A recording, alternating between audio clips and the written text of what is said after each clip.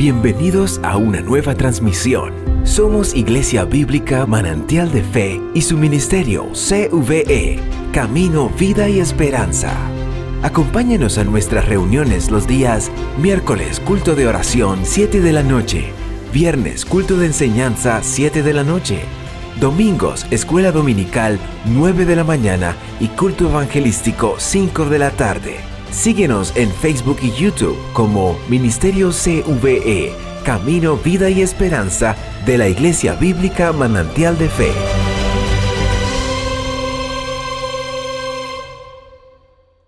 Seguramente usted y yo hemos leído una y otra vez la oración del Señor en Juan 17. ¿Qué fue lo que ocurrió esa noche antes que el Señor levantara sus ojos a los cielos y exclamara: Padre, la hora ha llegado, glorifica a tu Hijo para que también tu Hijo te glorifique a ti? Partamos por decir que la noche que el Señor oró de esta forma tuvo lugar el día en el cual se celebraba una de las principales fiestas de los judíos en tiempos del Señor, la Pascua.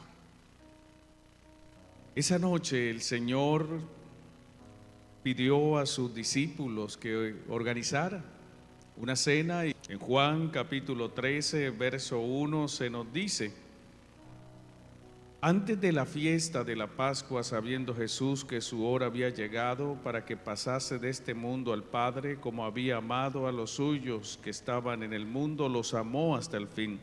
Como se había registrado, estos discípulos seguían al Señor a lo largo de 3 años. Y capítulos previos a este momento de Juan 17, desde el capítulo 13, narran todo lo que aconteció esa noche. Por esta razón, antes de esa hermosa oración, Juan registró en el primer verso del capítulo 17: estas cosas habló Jesús. Las cosas que Jesús habló cerró el ciclo de formación ministerial que Él había preparado para sus apóstoles. Por 3 años habían recorrido todas las regiones de Judea, todas las regiones de Samaria, habían estado en Galilea, inclusive habían salido a tierras de los gentiles. Pero esa noche, iglesia, porque estos hombres luego de su partida tendrían que enfrentarse a un mundo que había perseguido y aborrecido a su maestro, y por eso ellos experimentarían lo mismo que su maestro experimentó. La cena del Señor, iglesia, fue el escenario donde Jesús se despidió de sus discípulos en el aposento alto. Esa noche había instituido por ordenanza el sacrificio mediante el cual usted y yo hoy conmemoramos la muerte del Señor. Esto es la cena del Señor.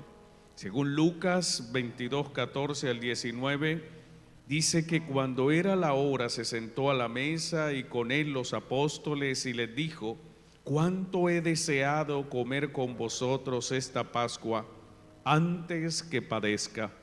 Esta era la última cena que él tomaría con ellos, y por eso él deseaba esa cena para derramar su amor sobre esos hombres que habían dejado todo por seguirlo. Él les dijo: porque os digo que no la comeré más hasta que se cumpla el reino de Dios.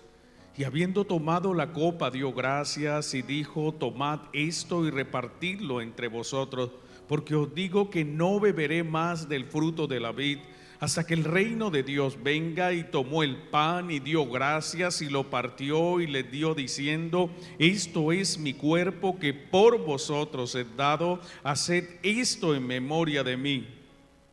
Y de repente el maestro se levanta en medio de la cena y busca a sus discípulos, y realmente hizo algo que es un acto verdadero de humildad. Amorosamente él se acercó a ellos, tomó una pequeña jarra, tomó el lebrillo, tomó una toalla y se fue donde cada uno de estos hombres y comenzó a lavar sus pies. Y estos hombres estaban allí sorprendidos, porque esa noche Cristo se hizo siervo de sus discípulos. le dio una lección de verdadero servicio desinteresado. Lavar los pies era una labor que era exclusiva del esclavo de más bajo rango en una casa. Pero ese día el Señor tomó una toalla, tomó el lebrillo y lavó los pies de todos aquellos que Él había instruido. Esto nos enseña que debemos despojarnos de todo orgullo. Debemos despojarnos de toda altivez y de todo deseo de sentirse superiores sobre los demás. Debemos amar el servir antes que esperar ser servidos.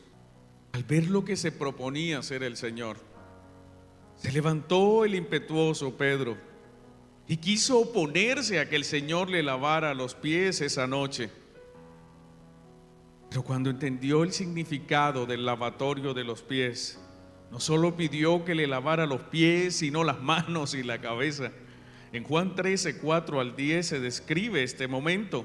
Y de repente él se levanta y se quitó su manto y tomando una toalla se la ciñó, luego puso agua en un lebrillo y comenzó a lavar los pies de los discípulos y a enjugarlos con la toalla con que estaba ceñido. Entonces vino a Simón Pedro y Pedro le dijo: Señor, ¿tú me lavas los pies? Respondió Jesús y le dijo: lo que yo hago, tú no lo comprendes ahora, mas lo entenderás después. Pedro le dijo: no me lavarás los pies jamás. Jesús le respondió: si no te lavare, no tendrás parte conmigo. Le dijo Simón Pedro: Señor, no solo lava mis pies, sino también lava las manos y la cabeza. Y Jesús le dijo: el que está lavado no necesita sino lavarse los pies, pues está limpio, está todo limpio, y vosotros limpios estáis, aunque no todos.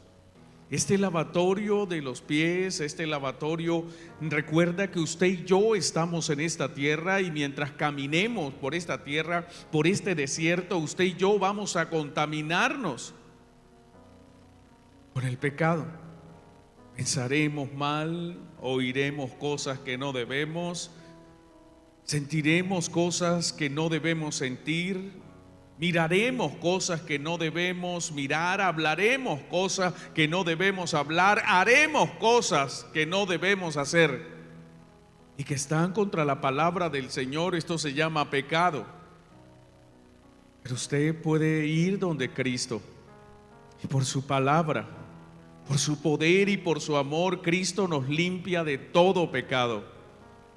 No crea usted que porque es creyente, porque recibió a Cristo en su corazón, usted nunca va a pecar. Llegará el día donde usted le fallará al Señor. Pedro nunca pensó pecar. Pedro dijo siempre que él estaba dispuesto a dar su vida, pero usted y yo sabemos lo que aconteció con este hombre. Usted y yo sabemos que el hombre es inclinado al mal. Aún usted y yo, que somos redimidos, nuestro corazón se inclina al mal, y de no ser por el Espíritu Santo que habita en nosotros, usted y yo volveríamos de nuevo al pecado de donde fuimos libertos. Esa misma noche, iglesia, Jesús había tocado el límite humano. Sus emociones habían llegado a un nivel muy alto. Como Dios sabía que Judas le entregaría a sus enemigos por 30 piezas de plata. Juan 13, 21 al 27 nos dice: habiendo dicho Jesús esto, se conmovió en espíritu y declaró y dijo: de cierto os digo que uno de vosotros me va a entregar. Entonces los discípulos se miraban unos a otros dudando de quién hablaba. Y uno de sus discípulos, al cual Jesús amaba, estaba recostado al lado de Jesús. A este pues hizo señas Simón Pedro para que le preguntase quién era aquel de quien hablaba. Entonces, recostado cerca del pecho de Jesús, le dijo: Señor, ¿quién es? Respondió Jesús: a quien yo diere el pan mojado, aquel es. Y mojando el pan lo dio a Judas Iscariote, hijo de Simón. Y después del bocado, Satanás entró en él. Entonces Jesús le dijo: lo que vas a hacer, hazlo más pronto. El Señor no ocultó el pecado. Allí estaba Judas y él declaró públicamente quién lo iba a entregar. Todo eso pasó esa noche. Así también el Señor, que conocía a Pedro y quien afirmaba estar dispuesto a morir por él, el Señor esa noche le dijo: no, usted no va a morir por mí, usted me va a negar 3 veces. Y Pedro lo hizo, lo negó 3 veces y lo hizo con maldición. Mientras todo esto acontecía, iglesia, la cena tuvo lugar y él volvió a anunciar que había llegado la hora de su muerte. ¿Se imagina usted esa noche? Los discípulos allí reunidos estaban cenando con su maestro. Él acababa de hacer una obra maravillosa de humildad y a cambio había recibido traición de aquel que se vendió por 30 miserables piezas de plata. Mientras esto acontecía, el Señor en medio de la cena miró a sus discípulos y volvió a anunciarles que su hora había llegado.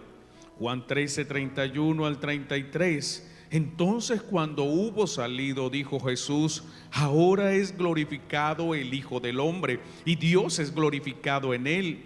Si Dios es glorificado en él, Dios también le glorificará en sí mismo y enseguida le glorificará. Hijitos, aún estaré con vosotros un poco de tiempo. Me buscaréis, pero como dije a los judíos, así os digo ahora a vosotros: a donde yo voy, vosotros no podéis ir. Tras estas palabras, iglesia, una cena, la última cena, tras estas obras del Señor, tras haber declarado que Judas lo traicionaría, tras haber corregido a Pedro y haberle dicho en 2 ocasiones: una, si no te dejas lavar los pies no entras al reino de los cielos, y 2, tú me vas a negar. Y ahora el Señor les declaraba que Él moriría. Estas palabras, iglesia, fueron conmovedoras y llevaron a consternar el corazón de sus discípulos. Pero el Señor, conociendo sus corazones, les dio una poderosa promesa. Él les dijo en Juan 14:1, Él les dijo: no se turbe vuestro corazón, no estén tristes.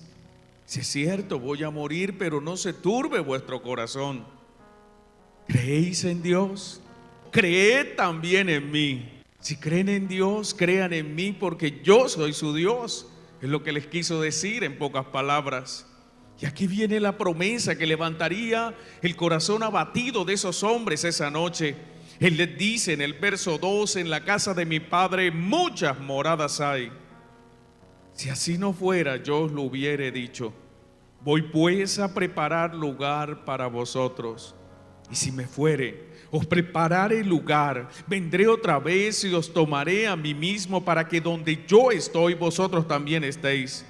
Y sabéis a dónde voy, y sabéis el camino. Le dijo Tomás: Señor, no sabemos a dónde vas. ¿Cómo pues podemos saber el camino? Jesús le dijo: yo soy el camino y la verdad y la vida. Nadie viene al Padre sino por mí. Si me conocieses, también a mi Padre conoceríais, y desde ahora le conocéis y le habéis visto. Pero Cristo aparece y da una promesa que hace que cualquier corazón abatido cobre consuelo. Él les promete una morada eterna en la casa de nuestro Dios y Padre. Él les promete que no los dejaría, sino que volvería por ellos para llevarlos al cielo donde Él estaba. Y por si fuera poco, les recordó esa promesa dada por los profetas, proveniente del Padre. Esa profecía de Joel de enviar al Espíritu Santo al otro Consolador, al Espíritu de verdad para acompañarlos para siempre. Qué maravillosa esa noche. Juan 14, 15 y 18 describen ese momento. Si me amáis, guardad mis mandamientos. Y yo rogaré al Padre y os dará otro Consolador para que esté con vosotros para siempre. Yo me voy, pero vendrá otro. Cristo es el primer Consolador y el Espíritu Santo es el otro Consolador. Un Consolador que vendrá porque Cristo iba a rogar al Padre para que ellos no se quedaran solos, sino que este Consolador vendría para siempre. El verso 17 describe el Espíritu de verdad, el cual el mundo no puede recibir porque no le ve ni le conoce, pero vosotros le conocéis porque mora con vosotros y estará en vosotros. No os dejaré huérfano, vendré a vosotros.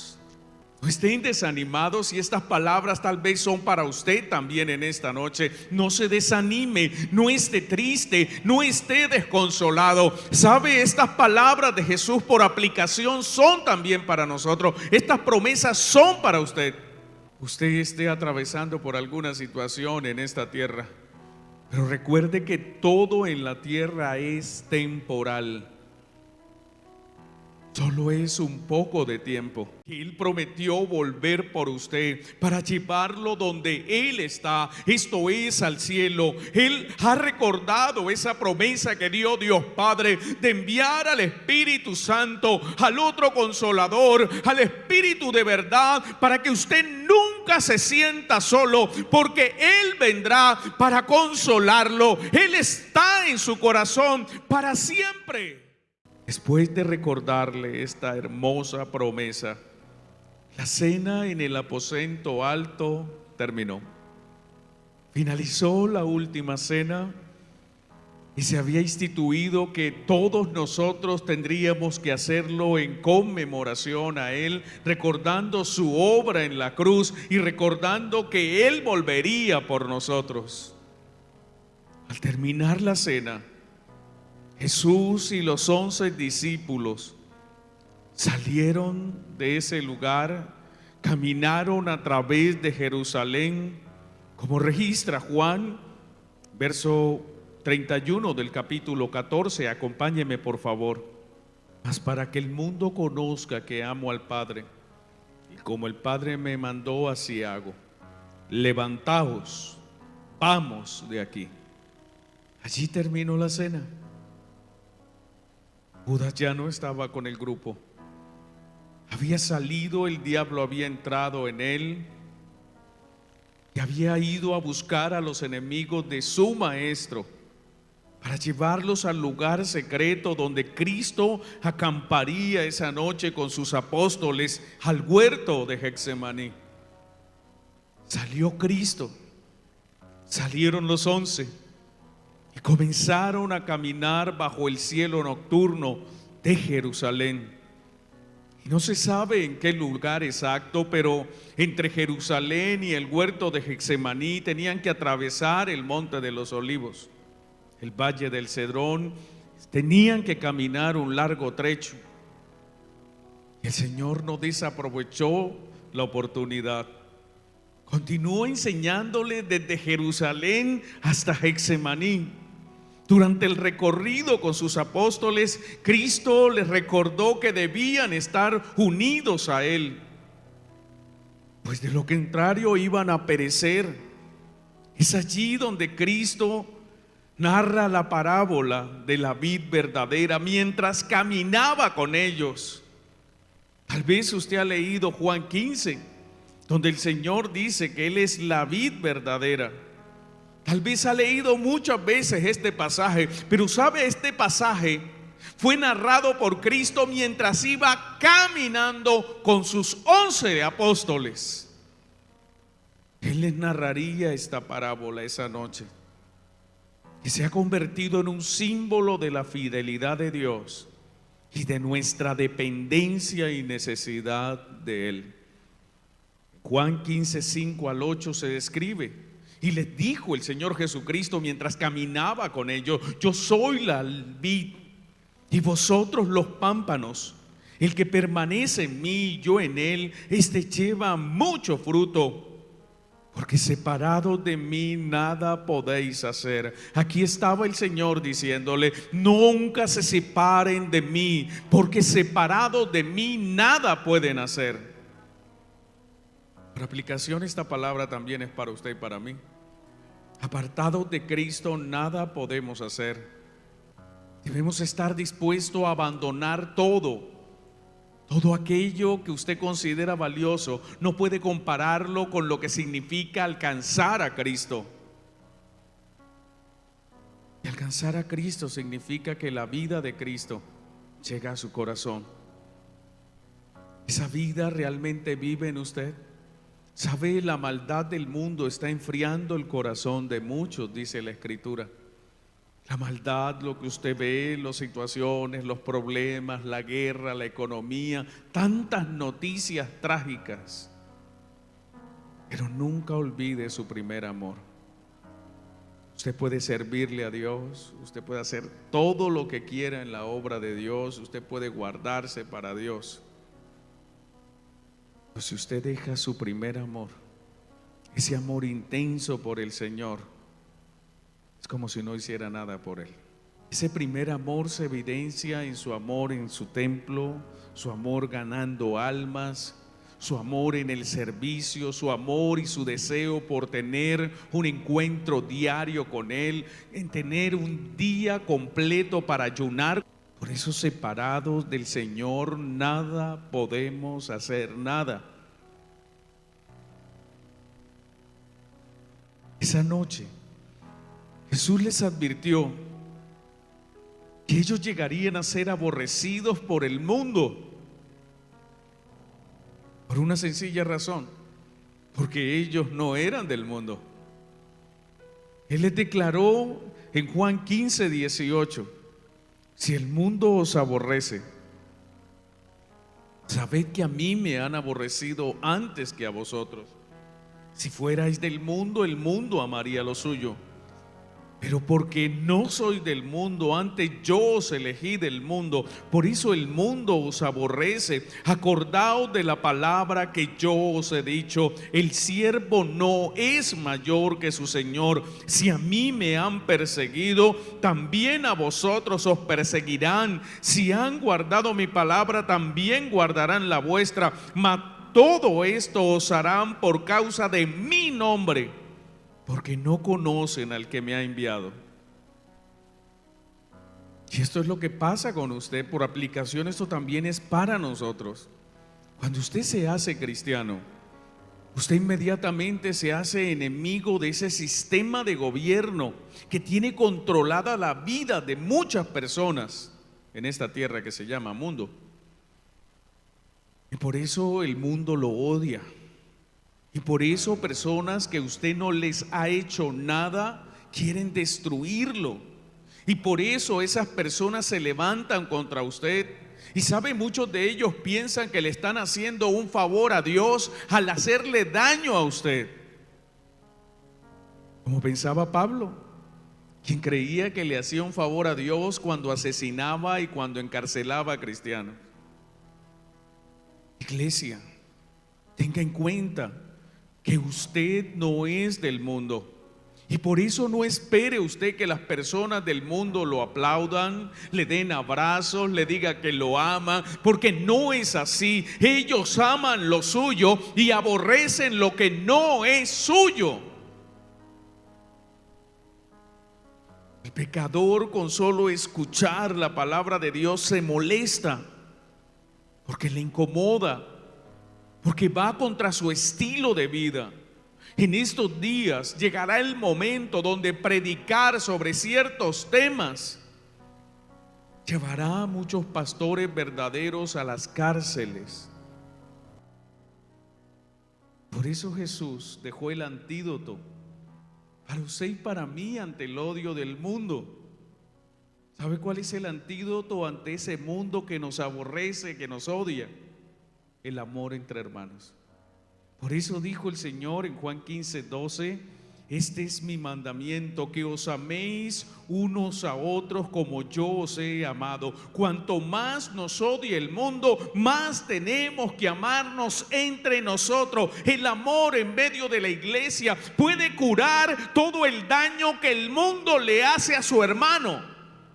Debemos darnos amor. Ese es el antídoto. Y eso es lo que ayuda a veces al hermano cuando viene cargado a la iglesia y usted le da un abrazo. Es algo que se ha ido perdiendo.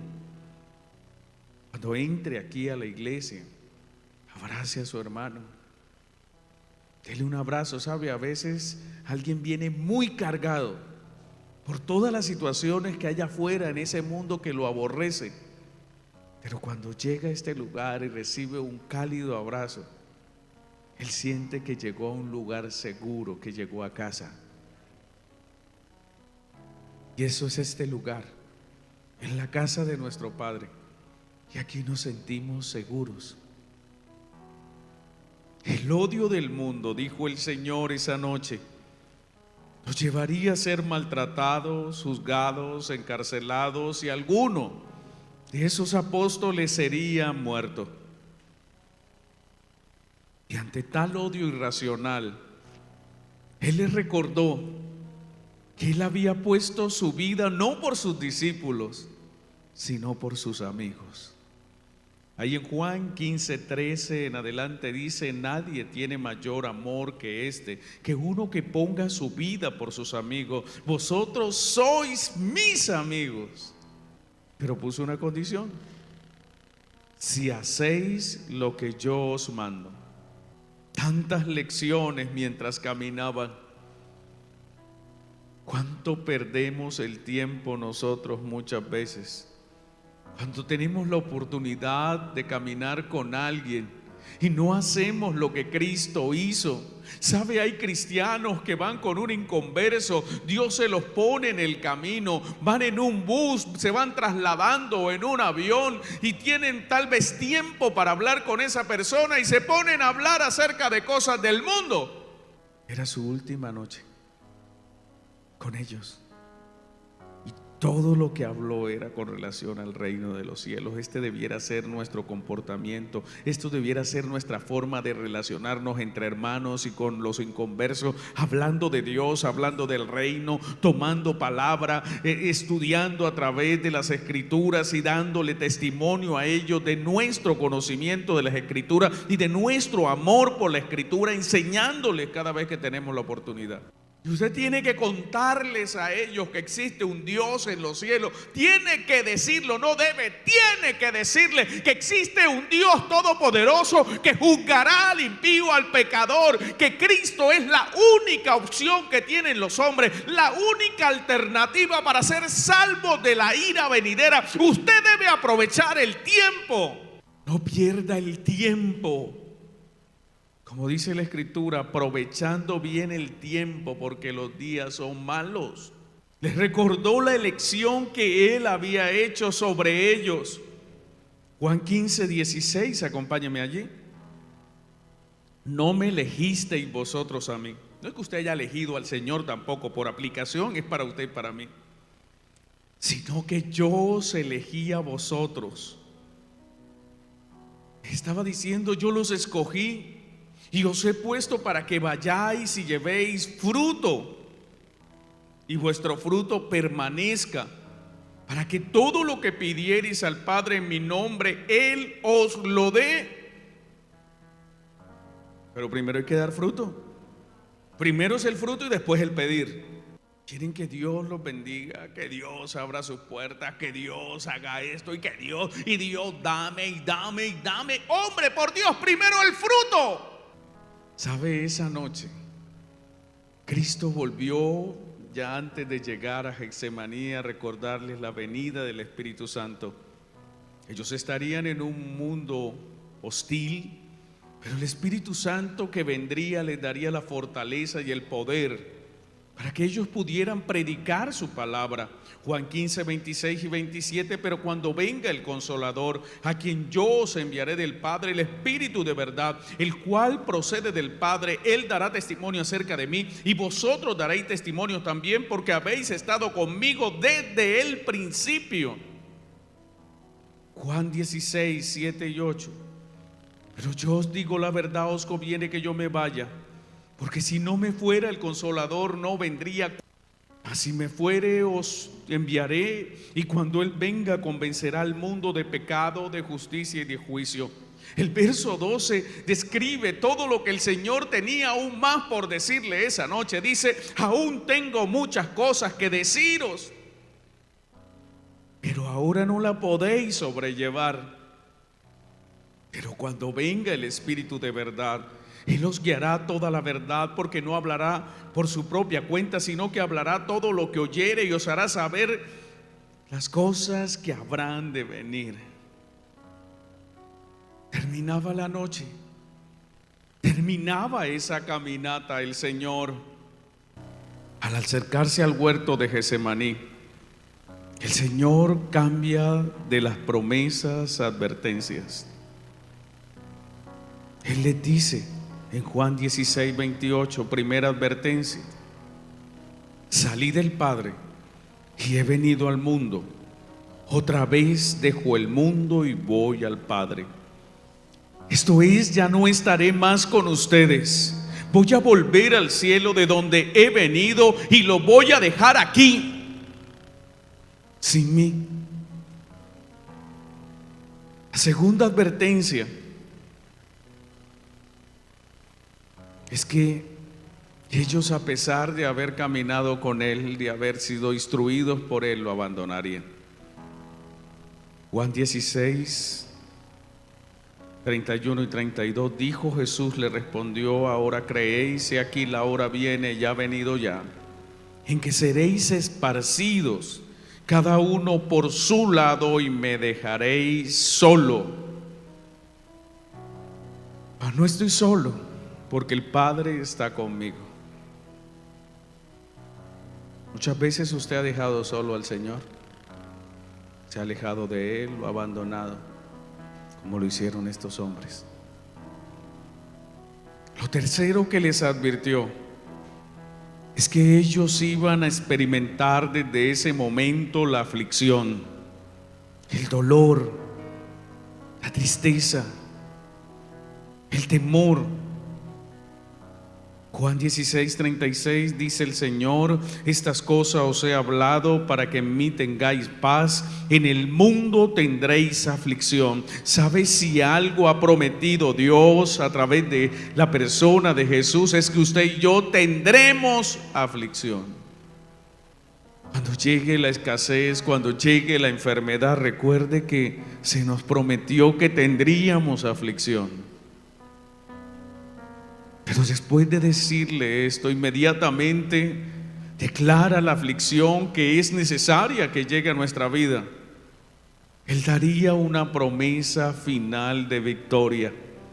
Pero confiad, yo he vencido al mundo. Nuestro Cristo ha vencido, iglesia. Ahora entendemos porque Juan, en el capítulo 17, verso 1, antes de iniciar a relatar esa oración hermosa, esa noche frente a Getsemaní, registró Juan: estas cosas habló Jesús. Todas estas cosas habló el Señor antes de orar. Todas estas enseñanzas preciosas nos dio el Señor antes de orar. Cuando el Señor llegó a Getsemaní, Juan 17:1 dice que levantando los ojos al cielo, dijo al Padre: Padre, la hora ha llegado. Así se inició la oración más hermosa y poderosa, de la cual se tiene registro en la Biblia. Nunca ha habido ni nunca habrá oración como la que hizo Cristo por sus apóstoles y por nosotros esa noche. Esa noche el Maestro levantó sus ojos al cielo, confirmó que la hora fijada en el plan de redención de Dios para su sacrificio había llegado. Por eso, al levantar el cielo, Él reconocía su sumisión y dependencia del Padre en cuanto a la obra de redención. Pero también esa noche, al alzar sus ojos al cielo, Él reconoció que la única forma para culminar su obra era poner sus ojos en el trono de Dios, que está en los cielos. Así que, amados hermanos, no hay mejor forma de iniciar una oración que recordar todas las enseñanzas que Cristo nos ha dado, y luego, cuando llegue el momento, levantemos nuestros ojos al cielo como Cristo lo hizo y oremos a nuestro Padre Celestial diciendo: Padre nuestro que estás en el cielo. Señor Dios Todopoderoso, te alabamos, te bendecimos, te damos gracias. Recibe, Señor, gloria y honra y adoración. Gracias por seguirnos. Recuerda que estamos ubicados en la carrera 18B 5703, esquina del barrio Pueblo Nuevo, Barranca Bermeja, Colombia. Recuerda seguirnos en Facebook y YouTube como Ministerio CVE, Camino, Vida y Esperanza de la Iglesia Bíblica Manantial de Fe. Dios les bendiga.